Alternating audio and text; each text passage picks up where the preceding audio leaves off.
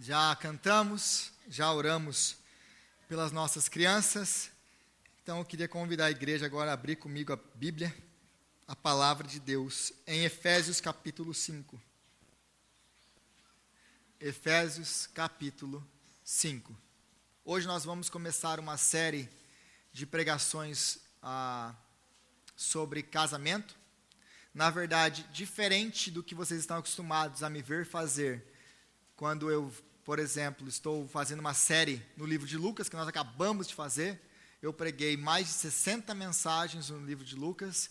Então, nós líamos uma passagem, nós explicávamos de uma maneira muito concisa, né, uma parte do livro de Lucas, semana após semana. Essa pregação e esse sistema, isso que nós vamos fazer nas próximas semanas, é um pouco diferente disso, que você não está acostumado a me ver fazendo isso, que nós vamos abordar um tema, então é temático, a partir de um texto da Bíblia, que é o texto de Efésios capítulo 5. Então, essas próximas semanas, essa não é uma série longa, como foi a de Lucas, eu não vou pregar 1 ano e meio sobre casamento, tá? Então você pode ficar tranquilo, mas provavelmente eu vou falar por volta de 6 a 8 semanas, eu tenho que ainda ver como vai ser, como que a gente vai conseguir caminhar com tudo isso aqui, para que eu possa ter, vocês vão saber no final, quando eu falo assim, hoje é o último dia. Então, mais ou menos aí, 6 a 8 semanas, nós vamos meditar no que a palavra de Deus nos ensina sobre casamento. Então, antes de você pensar, então essas próximas 8 semanas eu estou de folga da igreja, porque eu não sou casado, na verdade, a minha mente e o que eu penso aqui, eu não estou falando apenas para os casados. Essa série não é uma série para os casados. Essa série é uma série para aqueles que estão solteiros, que pensam em se casar, aqueles que estão divorciados e pensam em se casar, aqueles que estão viúvos e pensam em se casar. Então, se você pensa em se casar, se você está casado, isso aqui vai te afetar diretamente. Contudo, algumas coisas do que eu vou falar aqui, elas não se aplicam a pessoas que, se você tem o dom do celibato, o dom de você estar sozinho, se foi o seu chamado, se é aquilo que Deus chamou para, então, algumas coisas aqui não são aplicáveis a você, tá bom? Então, principalmente quando eu fizer comparações, então eu não estou falando que o ser solteiro, se o seu chamado é esse chamado, glória a Deus por isso, mas na minha experiência e nessa igreja, até onde eu sei, nós temos a maioria, 99% pelo menos, para não falar 100%, porque eu não tenho absoluta certeza, de pessoas que estão casadas ou querem se casar. Amém? Então, essa série é relevante para você. E antes também de continuar, gostaria de dar crédito a quem tem crédito, de alguns nomes, de alguns teólogos que me influenciaram muito nessa série de pregações, e no meu entendimento geral sobre casamento, o teólogo Wayne Grudem, que é um teólogo sistemático, pastor John Piper, pastor Woody Bockham, especialmente reverendo Tim Keller, que me influencia muito na minha caminhada, me ensinou muito e de onde eu bebo muito da fonte. Então, gostaria de antemão dar crédito a eles, para que você não saia daqui pensando, nossa, todos aqui é o Rodrigo, a ideia do Rodrigo é ele que descobriu sozinho. Não, isso lógico que tem comentários bíblicos, dicionários bíblicos e tudo mais, mas esses homens são homens que, na questão da prática do casamento, teologia do casamento, têm me influenciado muito, então eles nos abençoarão demais com os seus ensinos, e aquilo que eles têm para dizer sobre casamento, baseado na interpretação reformada das Escrituras. Amém? Então, dito tudo isso, Efésios capítulo 5, a partir do versículo 21.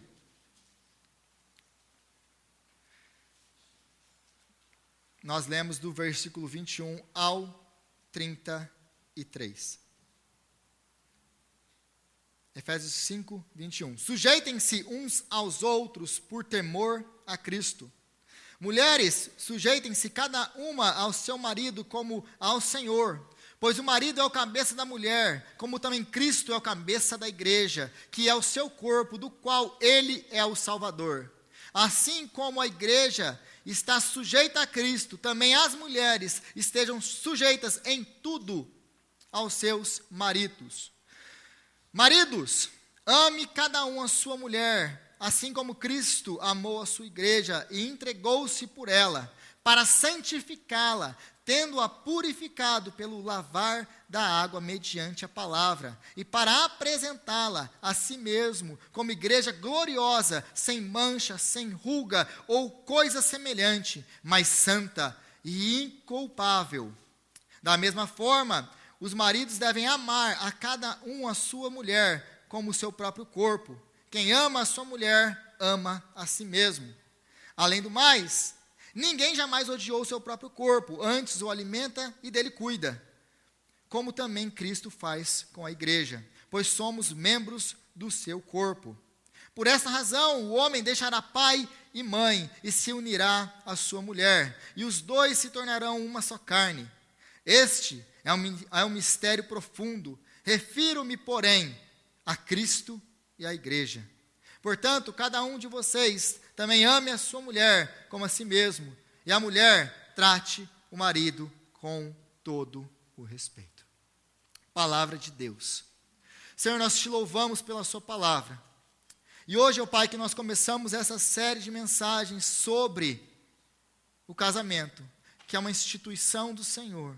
Dá-nos agora graça, entendimento. Abre, Senhor, os nossos ouvidos para que nós possamos entender. Mas abre os nossos corações para que a tua palavra venha entrar no nosso coração e venha transformar a nossa vida e os nossos casamentos, ó Pai. Eu oro a Ti, ó Pai, que durante essas semanas, casamentos nessa igreja sejam restaurados. Eu oro a Ti, ó Pai, que pessoas venham ser guiadas pelo poder da Tua palavra. E que haja transformação, Pai, nos casamentos dessa igreja, por causa da sua palavra. Oramos assim, Pai, pedindo agora graça, em nome de Jesus. Amém. Antes de entrar e explicar detalhadamente cada versículo do texto que nós lemos, nós precisamos dar um passo um pouquinho atrás. Qual é o passo um pouquinho atrás? Nós precisamos entender como a nossa sociedade vê casamento, quais são os valores da nossa sociedade com relação a casamento, o que nós pensamos com o casamento.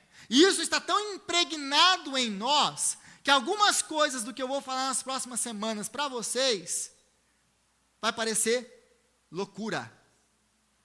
Loucura. Porque nós somos tão mundanos, mas tão mundanos, com relação ao nosso casamento, com relação a como viver dentro do nosso casamento, que a palavra de Deus parece loucura para nós. Então, já quero te avisar isso de antemão.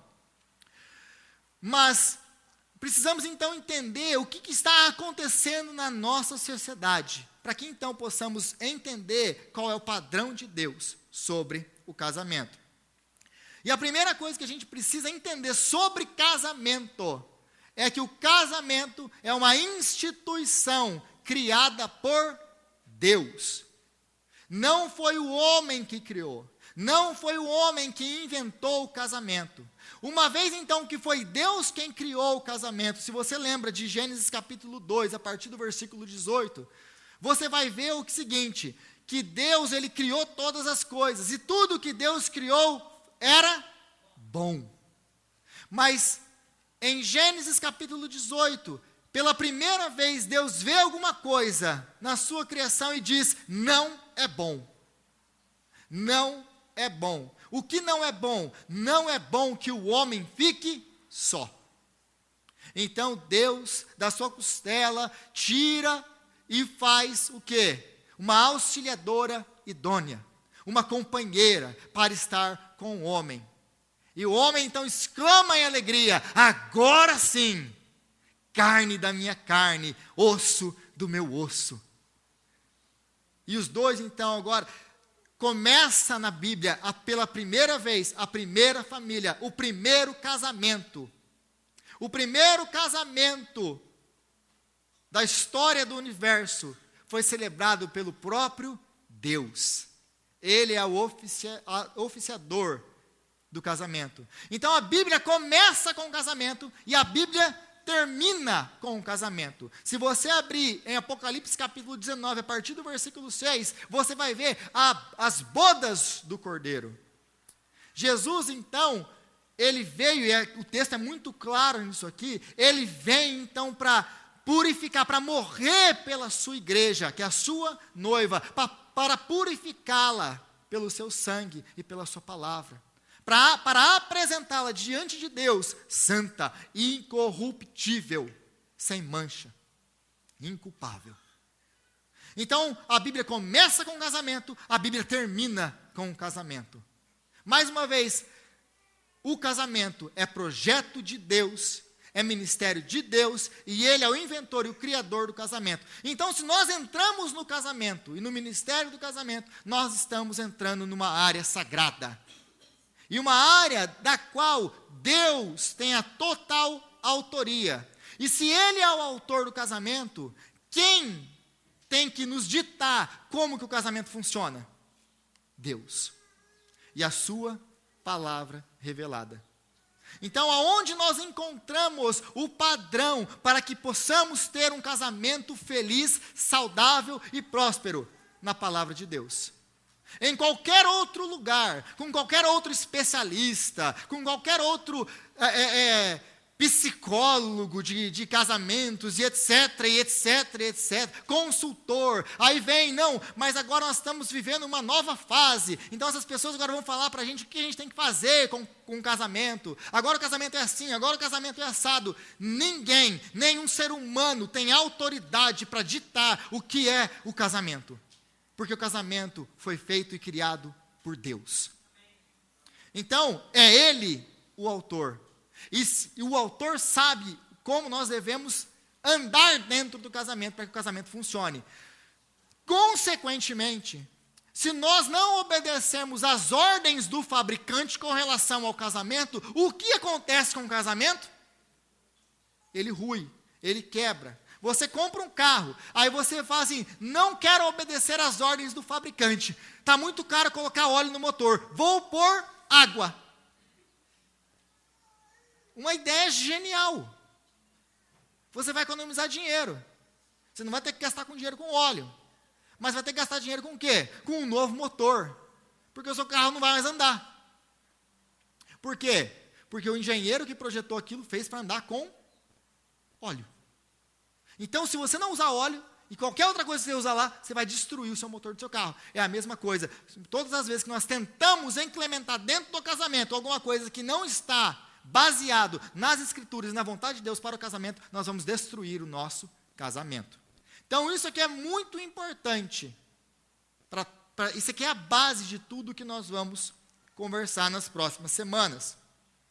Contudo, essa não é a percepção moderna do que é o casamento.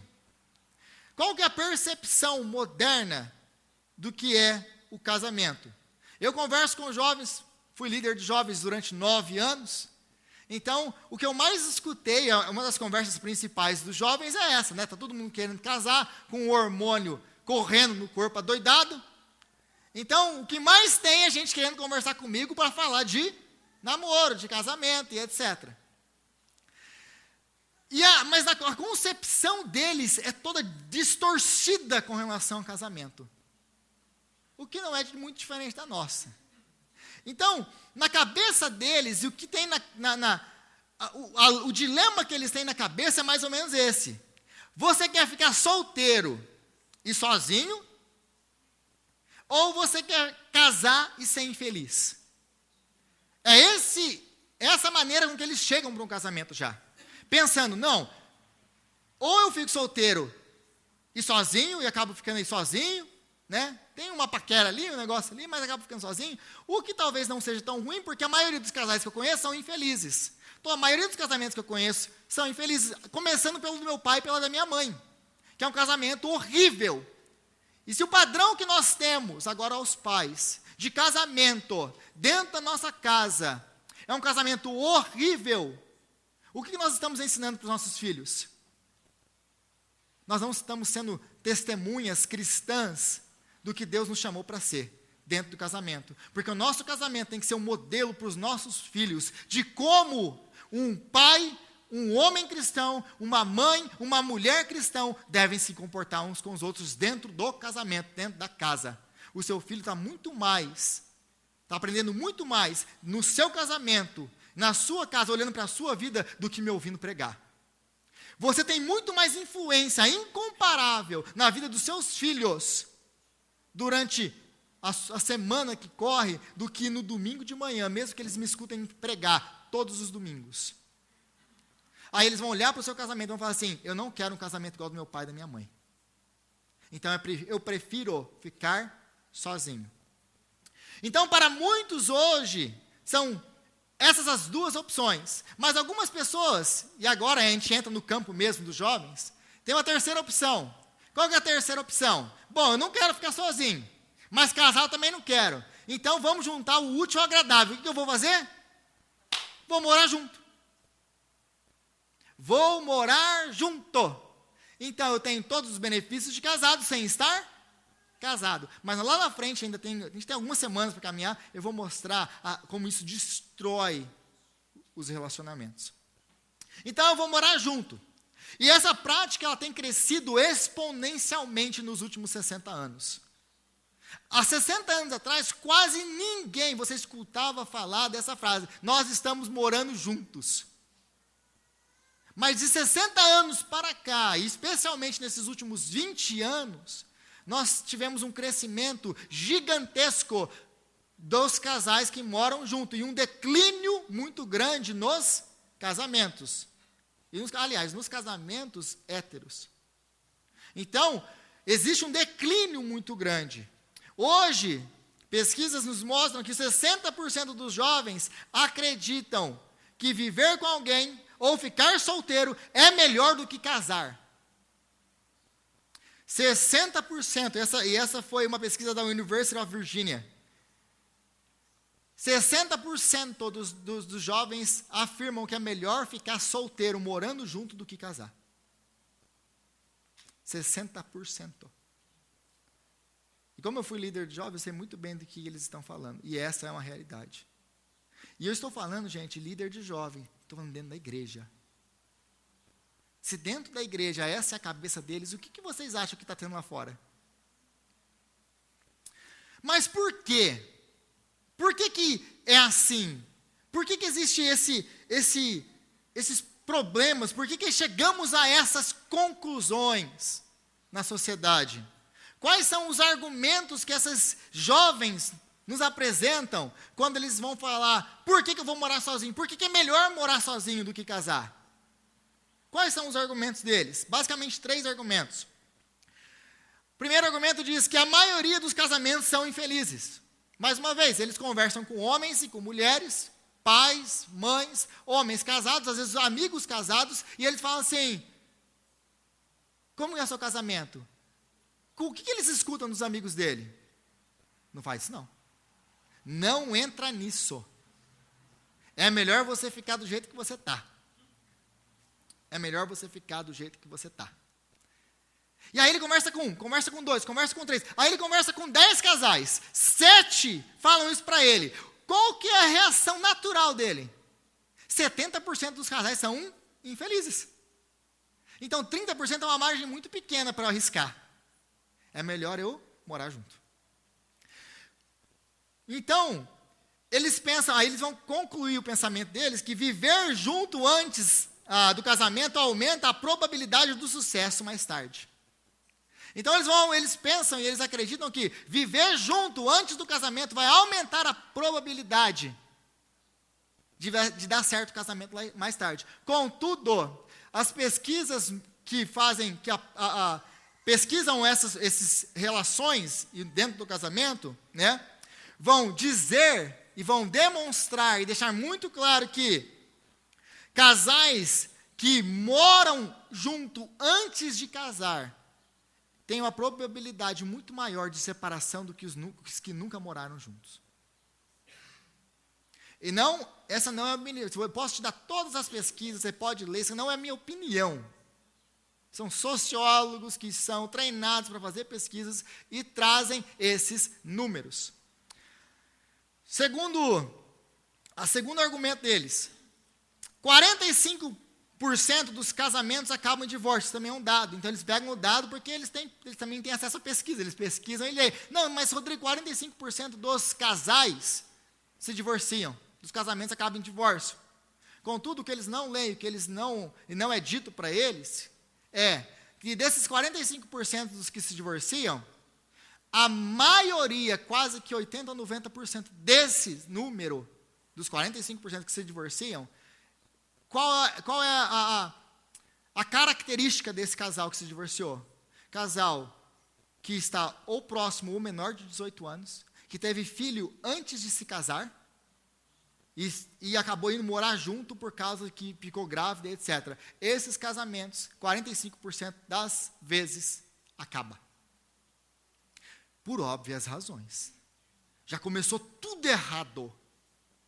Um abismo chama outro abismo. Mas, no entanto, a maior parte desses 45% é formado por esse tipo de gente. Terceira razão, eles acreditam que precisam primeiro estar financeiramente seguros antes de casar. Ou seja, eles acreditam que o casamento é um lugar onde eles perdem dinheiro. O casamento, para eles, na cabeça desses jovens, é uma coisa sem fundo. Que você só vai colocando dinheiro e nunca... Porque todos os casais que eu conheço estão endividados. Então, logo, conclusão, se eu me caso, eu também fico endividado. Aí a pergunta geralmente para eles é, mas você não está em dívida agora, não? Mas é menor. Se eu casar, vai aumentar. Contudo, também pesquisas apontam que indivíduos que continuam casados acumulam 75% mais riquezas no decorrer da sua vida. 75% mais riqueza na sua vida do que solteiros, divorciados ou que moram juntos. Isso também é bíblico, porque se você abre em Eclesiastes capítulo 4 e você lê do versículo 9 em diante, o que Eclesiastes nos ensina? Que muito maior é a paga de 2 do que de 1. Porque se um cai, o outro levanta, você tem um companheiro. Então isso aqui, além de ser lógico, é bíblico. É melhor que eles sejam 2 do que 1. Agora, homens casados ganham entre 10% a 40% mais do que os solteiros com a mesma qualificação. Outro dado da pesquisa é esse. Homens casados, vamos supor, você pega duas pessoas, 2 profissionais, com a mesma formação, com a mesma idade. O casado ganha mais do que o solteiro. Por quê? Acumula mais do que o solteiro. Por quê? Porque dentro do casamento, o casamento vai o transformando, como nós também vamos ver, vai transformando esse homem, ele tem mais responsabilidade, ele gasta o dinheiro de uma maneira mais sábia, ele não gasta dinheiro com coisas que vão o prejudicar e vão acabar prejudicando a sua família. Então ele vai ser uma pessoa mais centrada. Aí você conversa com um jovem, que ganha rio de dinheiro, do jeito que entra, sai. Aí ele olha para o seu cara, não sei o que eu faço, porque eu ganho dinheiro, mas não tem dinheiro que dá. Faz o seguinte, casa. Que aí a sua mulher vai te colocar você na rédea. Mas casa com uma mulher também que te coloca na rédea. Porque você não tem jeito. E, gente, olha o tanto que o homem é transformado dentro do casamento. Então ele começa a ter senso de responsabilidade, aí vem os filhos, a cabeça muda, as prioridades mudam. É lógico que ele vai ser mais centrado. E aí ele não vai perder dia de trabalho, porque fui na festa, hoje estou de ressaca, não consigo trabalhar. Não, ele tem uma vida familiar, ele é um homem de família. Domingo à noite ele vai estar na igreja, segunda-feira de manhã ele está pronto para trabalhar. Não vou estar na festa, bebendo e etc, etc. Então, são conclusões lógicas que a gente muitas vezes ignora. Mas não tem nada de extraordinário até agora, tem? Não. Mas, uma coisa que eu costumo dizer para eles é, vocês não acreditem em tudo que vocês ouvem, ou tudo que é dito a vocês. Porque ao contrário do que a mídia fala, e aliás, a mídia é a favor do divórcio.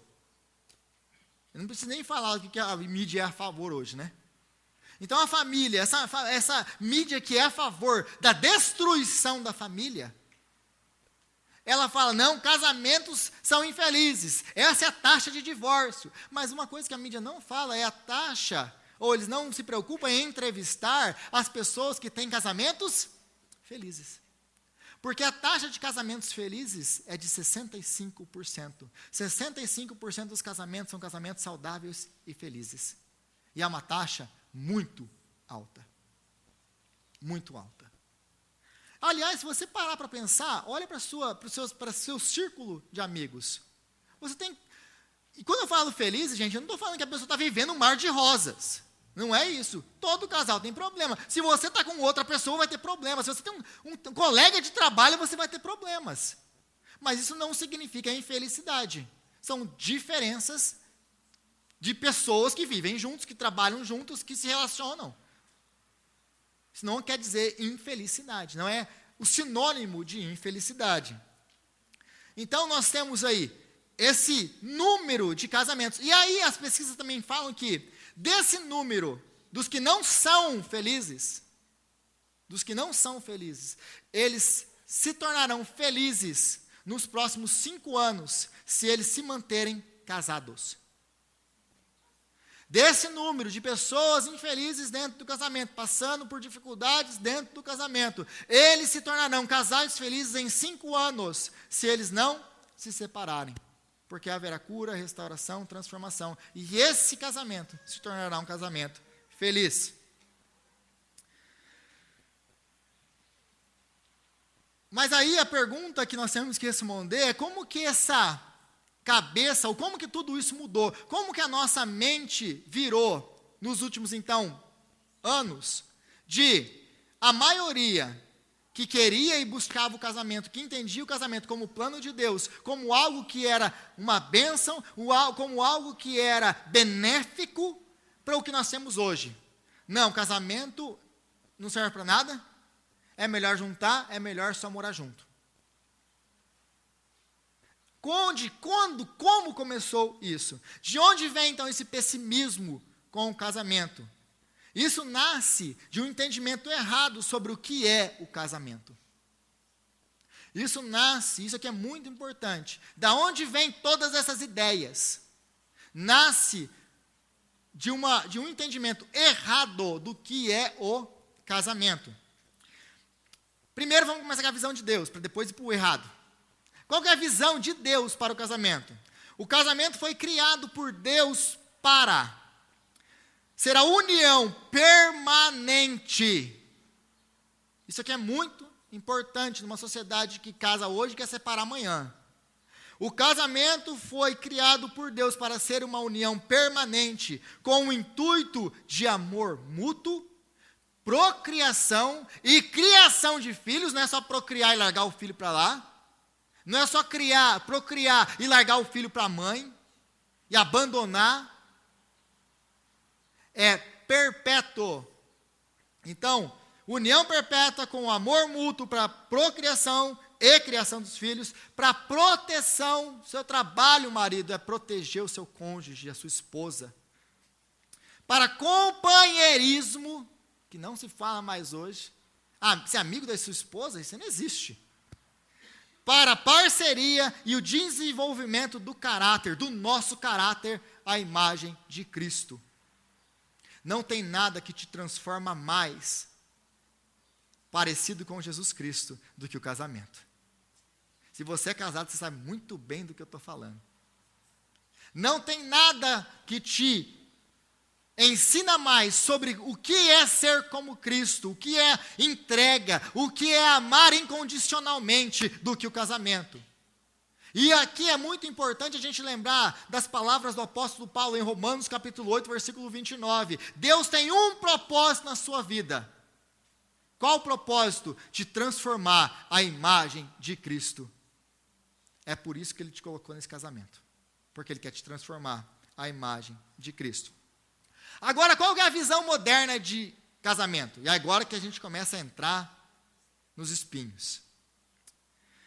O que é a visão moderna? A visão moderna de casamento é um contrato temporário ou dependente da gratificação sexual para a felicidade, satisfação e crescimento do indivíduo ou individual. Em outras palavras, o foco sou eu. E só a comparação desses dois padrões aqui, você já vai começando a ver o problema de tudo isso aqui. Então, é um contrato temporário. Por quê?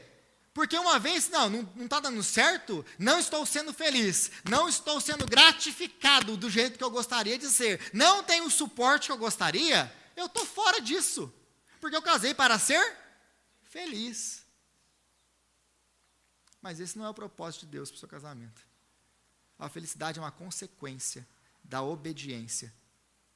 Essa é a palavra de Deus. A felicidade é consequência da obediência. Uma vez que nós obedecemos a Deus, nós vamos ser felizes.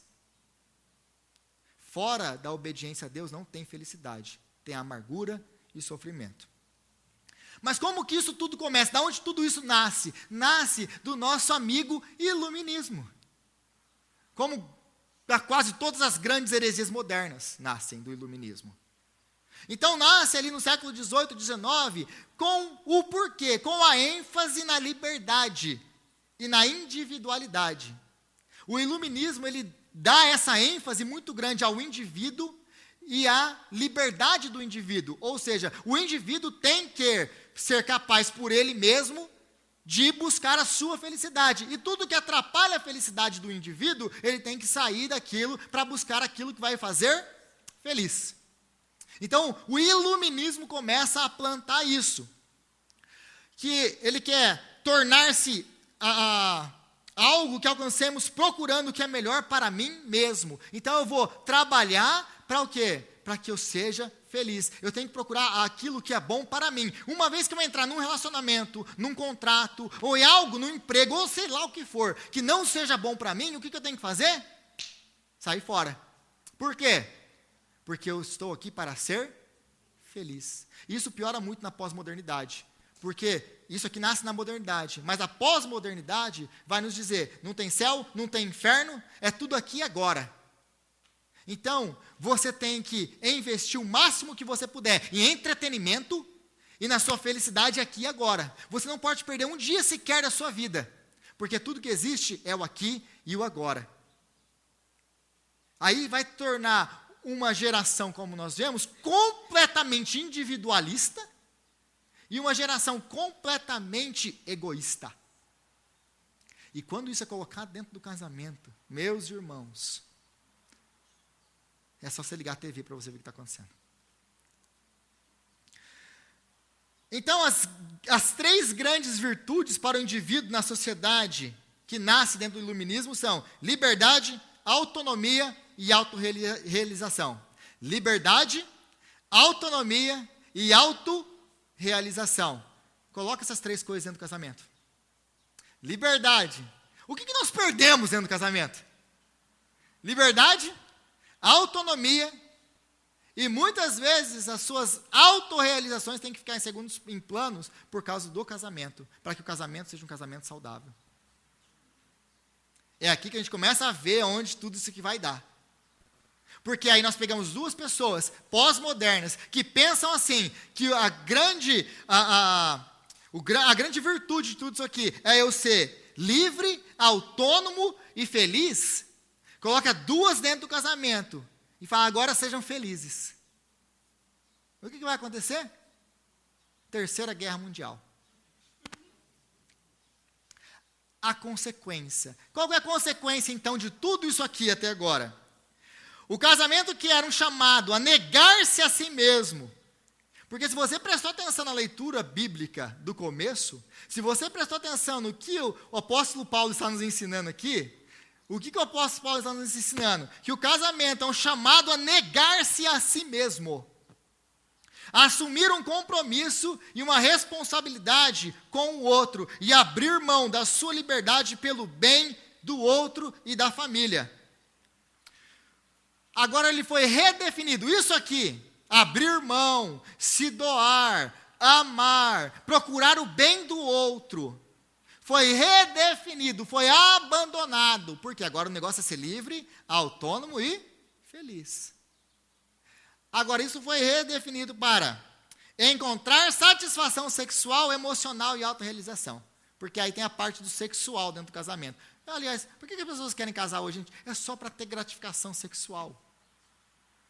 Elas não querem companheiros. Elas não querem uma pessoa que vai ser seu melhor amigo. Elas não querem uma pessoa que ela vai precisar cuidar, que vai ter necessidades, uma pessoa que é uma pessoa comum, que tem falhas e defeitos. Por quê? Porque eu já tenho os meus problemas já são demais, não tenho que pegar mais uma pessoa para ter mais problema ainda.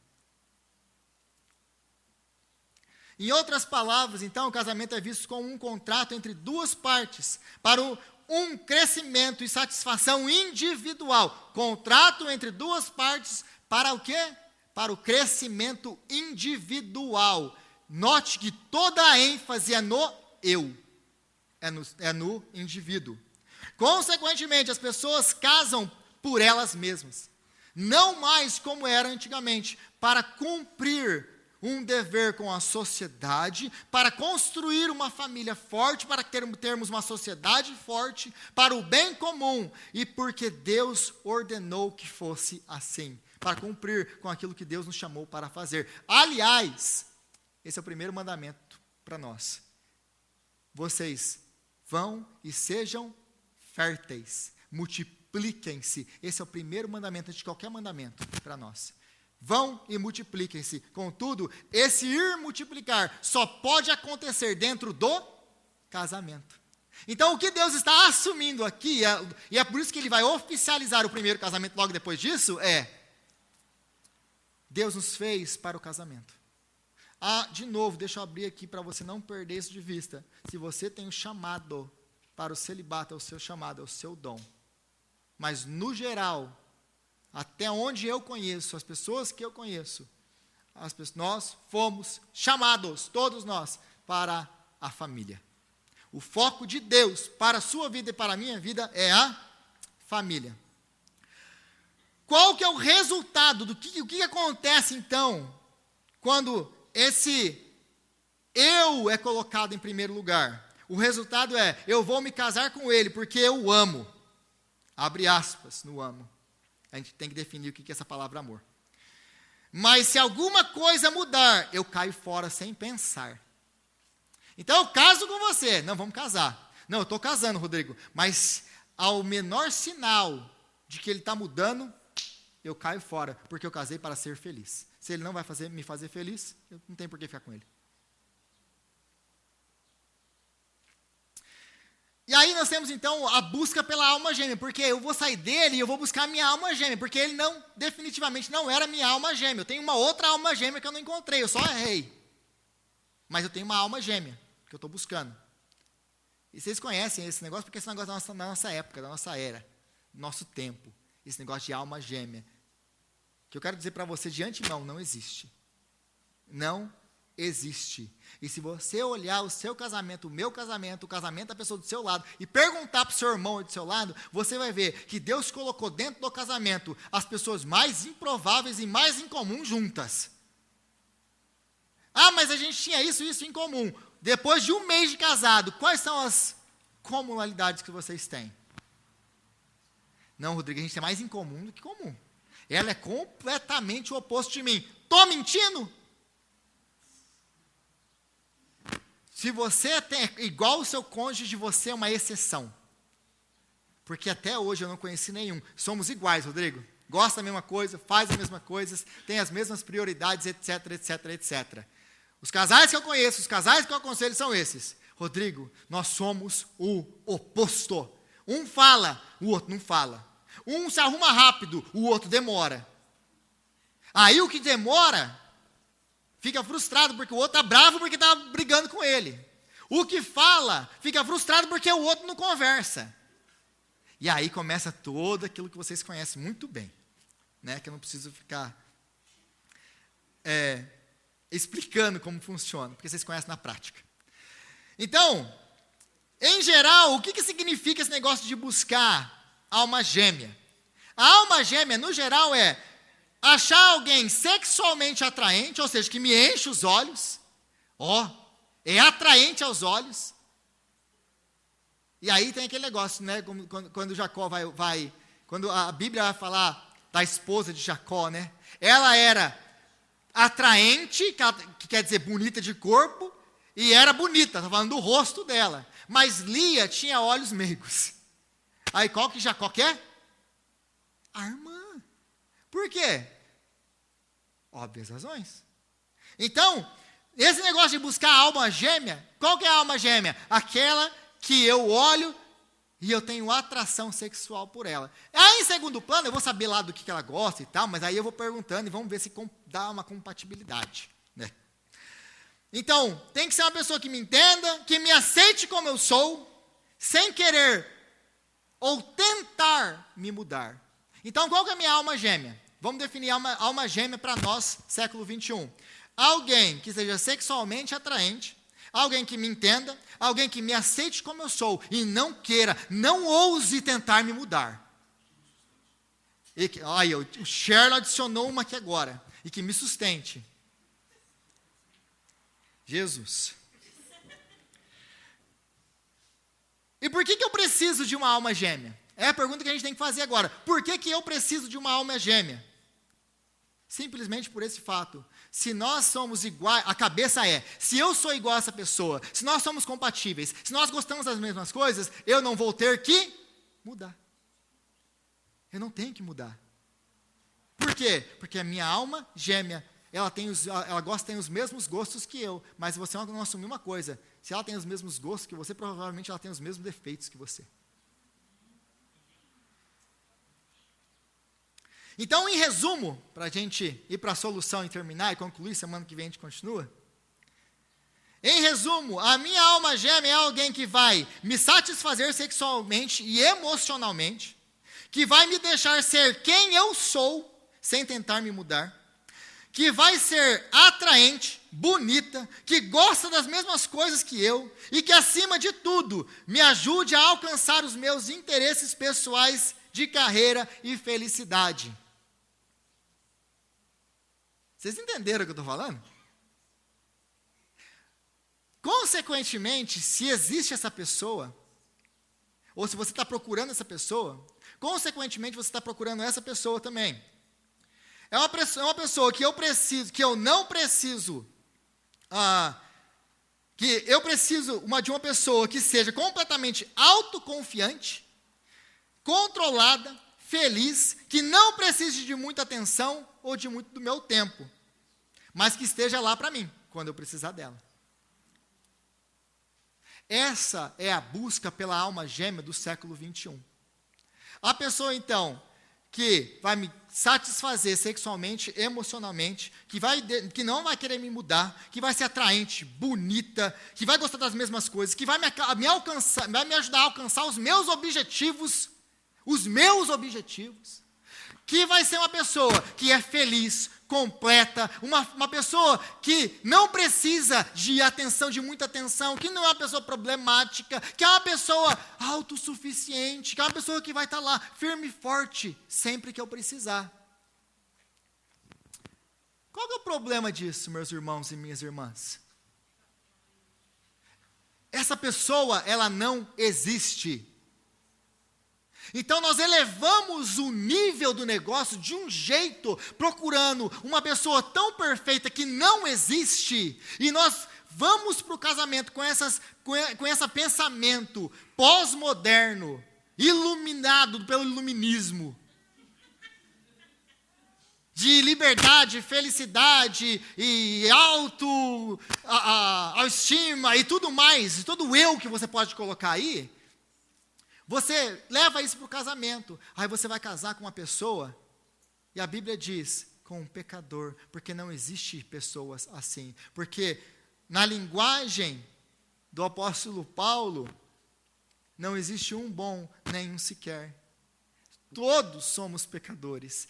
Todos nós aqui, somos homens e mulheres que foram redimidos pelo sangue e pela obra de Cristo Jesus. É pecador. Esse homem maravilhoso, cadê a Flávia? Aquela bênção daquele homem que você casou lá, Flávia. É um pecador. e ele vai errar. Ô Enio, eu sei que ela já errou, Enio. Mas lembra de uma coisa, Enio. Ela é uma pecadora, Enio.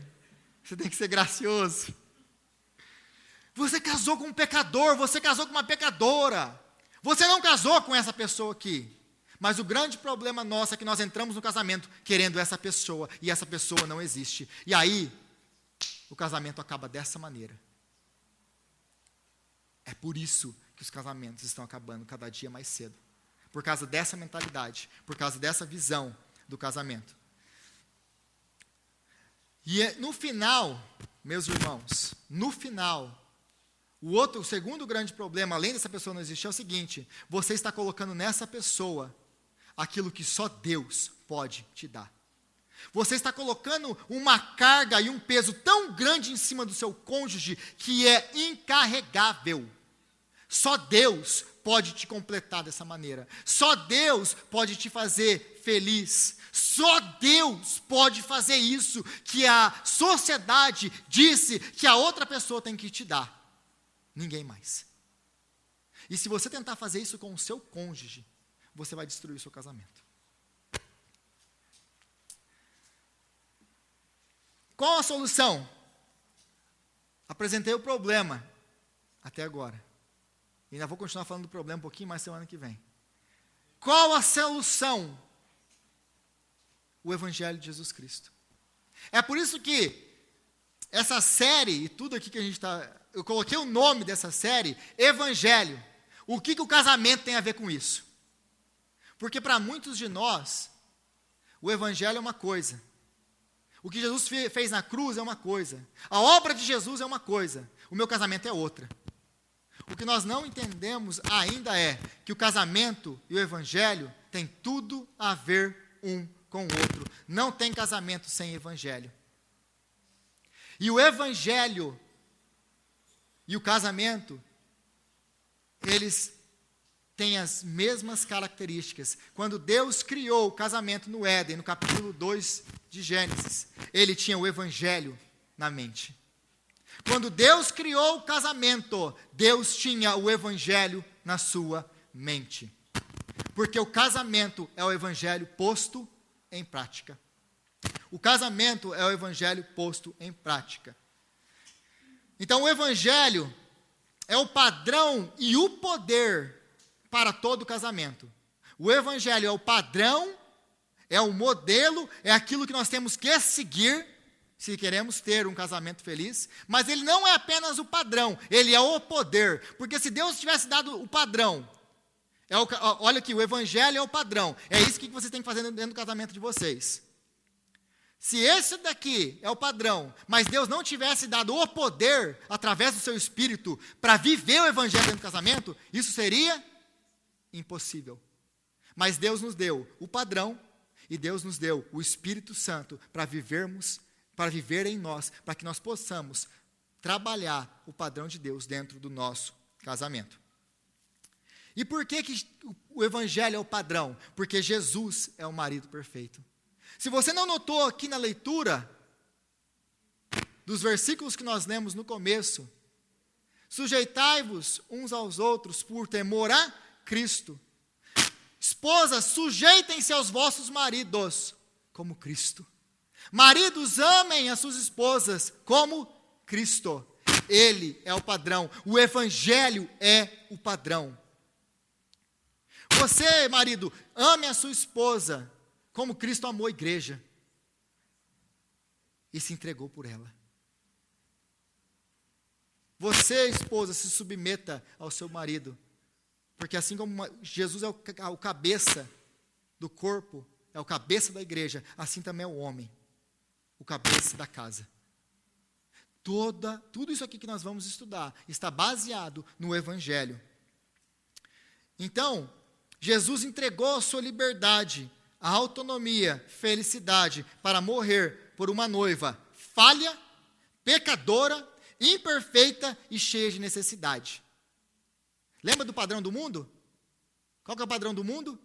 Eu quero alguém que me compreenda, alguém que não me mude, alguém, tudo isso. Mas Jesus, que é o padrão do casamento, ele morreu por nós, falhos, pecadores, cheios de necessidade, o imperfeito, o perfeito pelo imperfeito, por nós. Por nós. Esse é o padrão do casamento.